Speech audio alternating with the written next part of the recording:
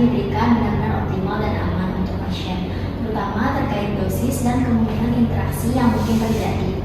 Selamat siang juga. Baik, langsung saja disampaikan. Kalau memang ada hal yang menurut kamu perlu dikoreksi atau pertimbangkan ulang, kita bahas sekarang saja supaya tidak menghambat pelayanan pasien. Baik dok, jadi untuk pasien ini saya melihat ada pemberian antibiotik dengan dosis yang sedikit lebih tinggi dari standar umumnya, dan pasien juga mendapatkan obat antiinflamasi. Saya khawatir kombinasi ini jika tidak dipantau dengan baik bisa meningkatkan resiko efek samping, terutama pada saluran cerna. Karena itu saya ingin memastikan apakah ada pertimbangan klinis khusus dari dokter terkait kondisi pasien ini. Iya, memang sengaja saya berikan dosis tersebut karena kondisi infeksi cukup berat dan pasien datang dengan keluhannya sudah berlangsung beberapa hari. Yang saya memastikan terapi yang diberikan itu cukup agresif untuk mengatasi infeksi tersebut dengan cepat. Jadi saya untuk memilih dosis yang sedikit lebih tinggi dari standar biasanya. Baik dok, saya mengerti pertimbangan tersebut. Namun, jika dilihat dari profil pasien, apakah sudah dipastikan bahwa pasien tidak memiliki riwayat gangguan lambung atau sensitivitas terhadap obat antiinflamasi? Karena jika ada riwayat tersebut, risiko efek samping bisa meningkat dan mungkin perlu dipertimbangkan penambahan terapi proteksi lambung atau penyesuaian regimen obatnya. Sejauh ini sih dari anamnesia pasien tidak melaporkan riwayat gangguan lambung yang signifikan, tapi memang saya setuju bahwa risiko tetap harus dipertimbangkan. Menurut kamu, sebaiknya kita menambahkan obat pelindung lambung sebagai tindakan pencegahannya? Menurut saya dok, akan lebih aman jika kita menambahkan obat pelindung lambung, terutama karena pasien menerima kombinasi terapi yang cukup berpotensi menimbulkan iritasi.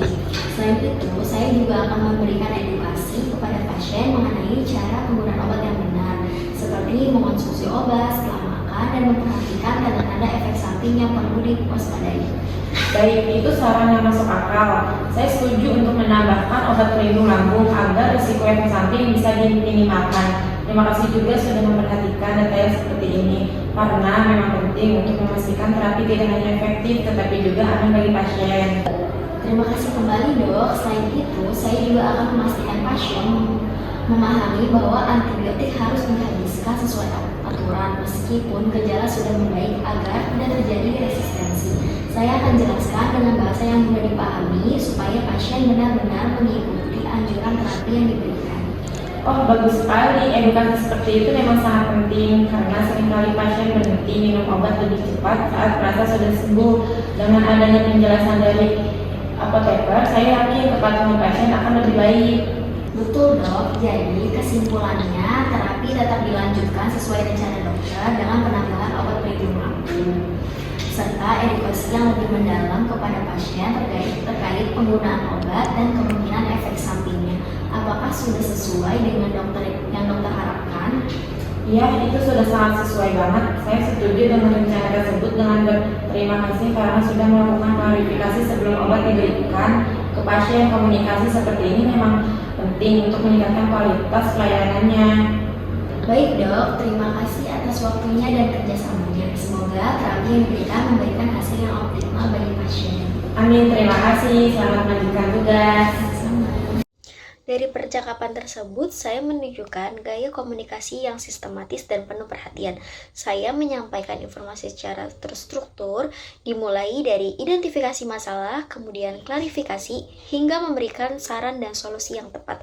Selain itu, saya juga tetap menjaga sikap empati dan profesional, dengan memastikan bahwa setiap keputusan yang diambil berfokus pada keamanan dan kenyamanan pasien. Saya tidak langsung menyimpulkan, tetapi lebih memilih untuk mengonfirmasi dan berdiskusi secara terbuka.